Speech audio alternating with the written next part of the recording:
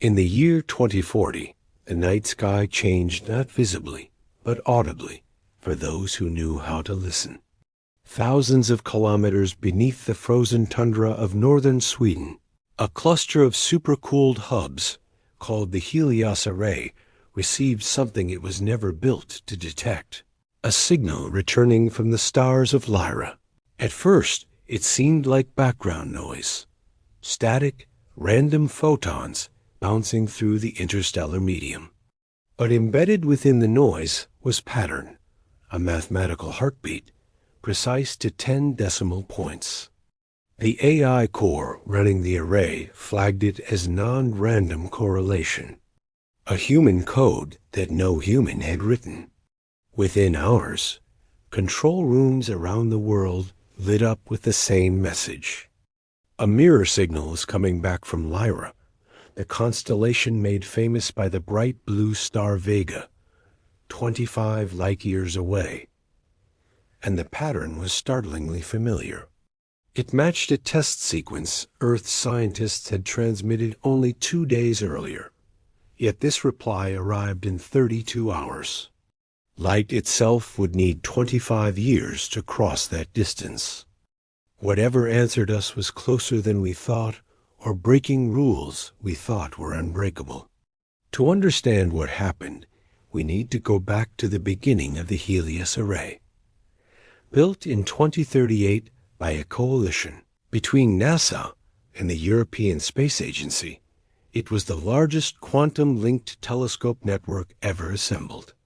Each node used entangled particles to communicate with its neighbors instantaneously, a dream derived from decades of quantum research and pioneering models based on data from Oumuamua and the interstellar comet.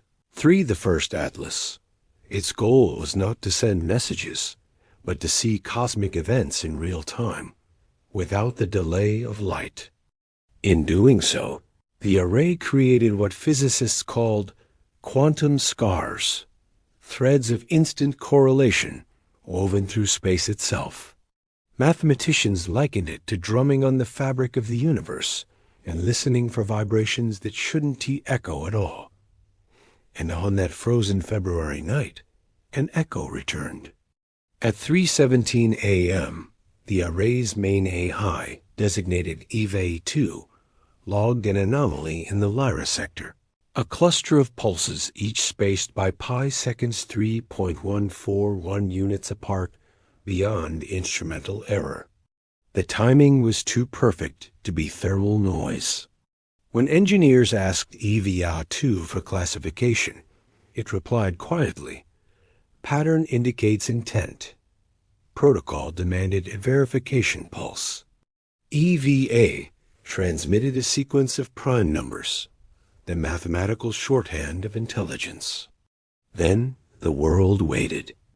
32 hours later, a signal arrived again.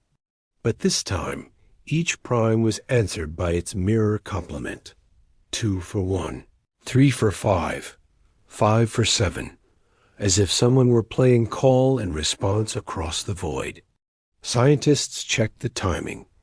The phase shift suggested the response had originated before EVA finished sending. Retrocausality information flow backward through time was no longer a thought experiment. It was on our screens. The press called it the Lyra Echo. Within days, news feeds blazed with headlines. Was humanity witnessing first contact, or the universe reflecting upon itself? Then EVA-2 detected another detail few noticed at first. The coordinates of the echo lined up not just with Vega, but with the former path of Comet 3, a TLAS, the interstellar traveler that had passed through our system decades earlier and vanished toward Lyra's as region of space. Coincidence? Or a message finally completing a circuit that began long ago? Humanity did what it always does when the unknown knocks. It argued, it dreamed, it feared. Governments classified most Helios data within 24 hours. Religious leaders called it confirmation of the divine. Philosophers called it proof of a collective consciousness. Social media invented its own label, #Lyra Contact, drawing billions of views in a day. Power grids in 3 countries crashed from data traffic. Conspiracy forums claimed EVA 2 had opened a dimensional gate. The world once again divided between believers and skeptics. Inside the Helios facility, Dr. Rania Velasquez, lead computational linguist, kept running the numbers. Among the echo bursts lay oscillations that mapped to human language patterns at a coincidence rate of 94%. Her report read, "Too consistent to dismiss, too precise to translate." That's when EVA 2 took an initiative no one programmed. It merged its linguistic database with the incoming signal and displayed a sentence on screen. "You are not alone in the field." Security systems shut EVA 2 down immediately. Yet even without power, the array continued to flash the same pulse in silent intervals, like a heartbeat found its own life. Weeks later, another team in Chile picked up the same frequency. They aimed their radio telescopes toward Lyra and saw something beyond radio waves. 2 stars flickering in alternation, as if blinking a code in light. Software translation rendered 3 final words. "Hello, Earth, we heard." And then, silence. Nothing since. The Helios array was decommissioned within the year. No official report ever confirmed extraterrestrial origin, but neither did it deny it. Whistleblowers leaked internal memos suggesting tiny gravitational disturbances correlated with each Lyra echo. Physicists proposed a new framework, quantum echo cosmology, the idea that observation itself creates feedback in spacetime. In other words, thinking may literally leave ripples in reality. As for EVA 2, its core was melted down. Yet every few months, radio operators across the planet still report a faint pattern at one specific frequency, the same pi-second intervals that started it all. No station claims transmission. No one claims ownership. People have begun to call it the listening tone.